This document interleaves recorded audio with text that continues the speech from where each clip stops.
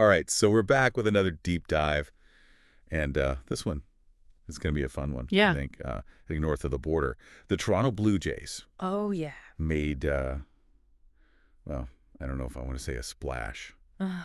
but definitely a Like a ripple. ripple. A ripple, yeah. Yeah. They signed Max Scherzer Whoa. to a deal, and we've got some analysis Mm. that I think is going to be interesting to kind of break down what this means Mm-hmm.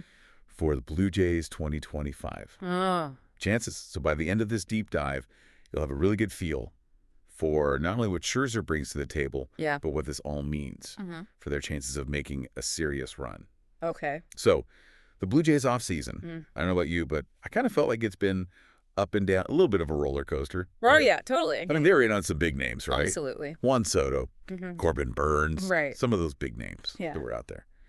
And they whiffed on them. And so that one, I was kind of like, oh, okay, well, you know, I guess they're just going to just kind of retool, maybe not go for it this year. Then they bring in Anthony Santander, which I think Interesting. is an interesting signing for sure. And now this, Yeah. bringing in Max Scherzer. Where did this come from? Yeah, right? Like out of nowhere, right? Yeah, I mean, we were all watching that Roki Sasaki thing unfold. So excited. And to see Scherzer, especially this late, right?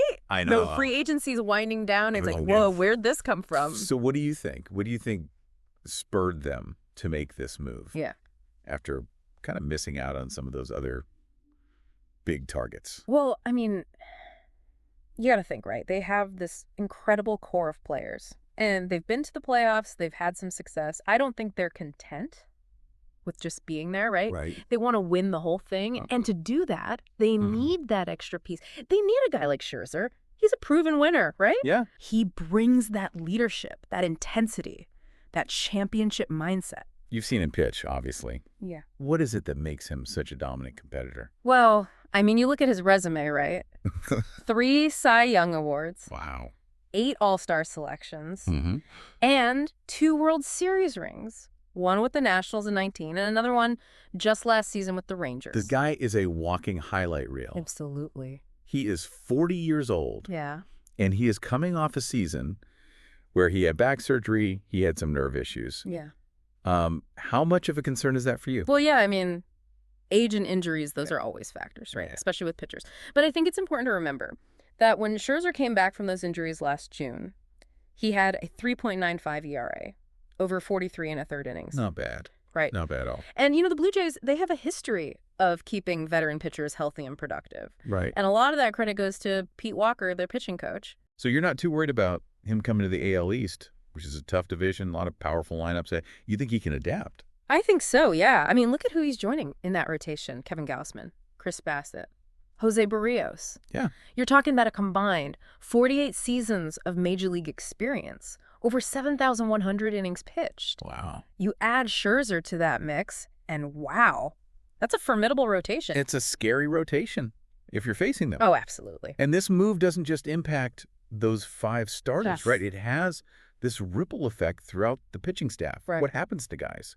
like Bowden Francis, Yariel Rodriguez, who are kind of competing for that 5th spot? Yeah, it's interesting, right? Before Scherzer, it was a battle between those two. Now it seems like Francis has the 5th spot locked down, and Rodriguez, who has experience and a swingman in Japan, can now slide into that valuable relief role. So potentially they don't have to go out Yeah. and spend big Yeah, on another bullpen arm. exactly. And they have that flexibility with Rodriguez to move him back and forth as needed.